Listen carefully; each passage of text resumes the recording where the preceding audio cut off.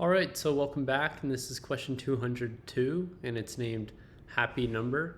So in this question, essentially what we're given is a integer number here, and we want to find out whether or not that number is happy. So what we do is we take that number and we take the squares of the independent digits. So we take 19, split it in half, and we take the square of 1 and 9, which equals 82. And then we take the square of its digits, which gets 68, and so forth. And so this process is repeated, and it'll either do it endlessly in a cycle that does not include 1, or it ends in 1. So here, in this case, once we get to 1, we should detect this, that, okay, we've reached 1, that means the number is happy, and so we just end it. And then otherwise, we want to handle the case where, if it doesn't end in 1, then it's just going to be looping infinitely forever. And so we also want to be handling that case. Okay, so to do this, one thing you quickly think of, and especially for a lot of these easy problems, is an algorithm called Floyd's loop detection, which is mainly for a linked list way of detecting a cycle in a graph. And although we're not really implementing a solution, using a linked list and detecting that, and I'm bringing this up because it's a very common thing they're talking about in the discussion section. You can look through there, and I'm sure you'll see it everywhere. But what we're going to do instead is have a hash set, and it's going to be keeping track of all the different sums that it sees in the past. So in this case, it sees 19, 82, 68, 100, etc. And if it sees that, okay, it's reached a sum that we've already seen before, we know that, well, it's going to be caught in an infinite loop. And this is because, well, if we calculate that sum before and we ended up back at that sum, it's just going to be looping infinitely. It's like in the Floyd linked list case, where we're detecting a loop in a linked list, if you reach a node that you've seen previously, that means you already traversed that path, and so it's just going to be looping infinitely. So that's kind of a brief summary of what that's all about. And so that's how we handle that case. And essentially for this, excuse me, if we see 1, we just exit the loop and we know it's happy. So that's how you handle the other case. But a lot of words while we go ahead and implement this, and I'm sure it'll make more sense. So what we're going to do is first we want our hash set, and it's going to be an integer since we're using this to keep the list of pre-existing value sums that we've seen before. So we'll call this HS, and then create it here. And so now what we want to do is we'll also want our sum, and we'll create our while loop. And at the end of this while loop, we'll be returning if the sum is equal to 1. And so if so, we know the number's happy. Otherwise, this will be the case where it's a sum that we've already seen previously, so that will equate to not 0, so this will return false. And so in our check here, we're going to see if while this has not seen this number before,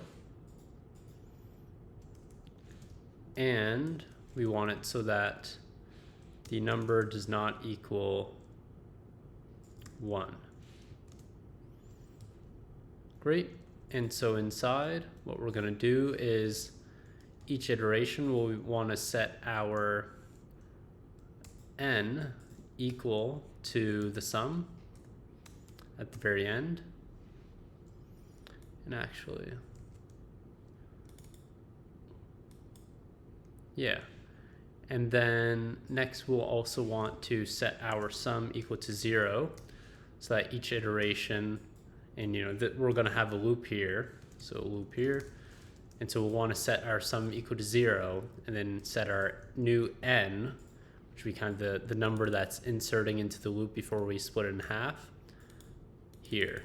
So while we're coming back here. Great, so then inside we're going to have another while loop, And here we're going to want to split up our current n into its individual digits. And that's done by, we'll set it equal to the sum. We're appending the value of its squared digits. So we'll take the current m and we'll take the mod of 10. And we're also going to want to get the exponent of it.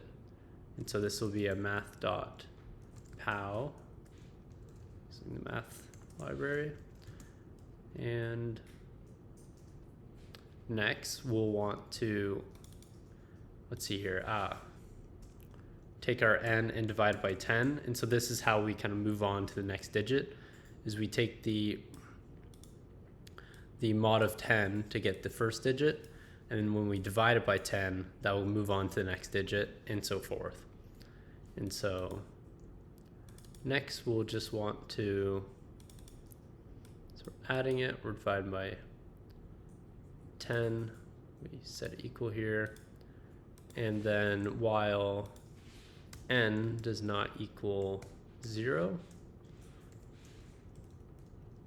so it's just going to keep going until we hit this case where they're just zeros, or say we've kind of reached the last digit. Great. So I'm just double checking this logic. I'm not sure if this makes sense. For n, I think this should be sum.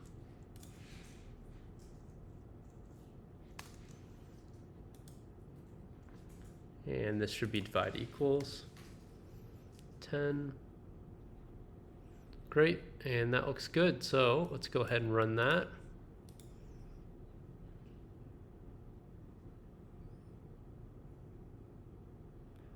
Oh, time limit exceeded. That means it didn't detect the for loop well. So what we need to add here is a add here, so that we're adding all the values that we've seen previously. So we want to check for and add the sum.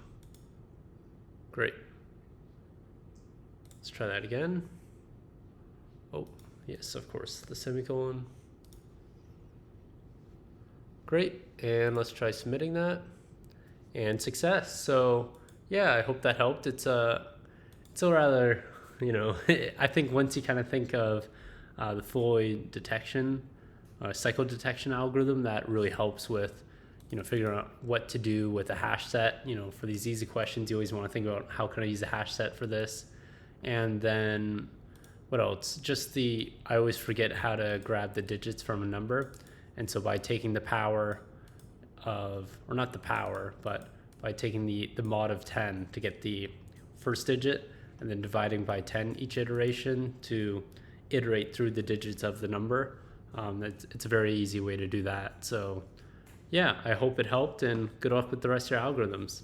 Thank you.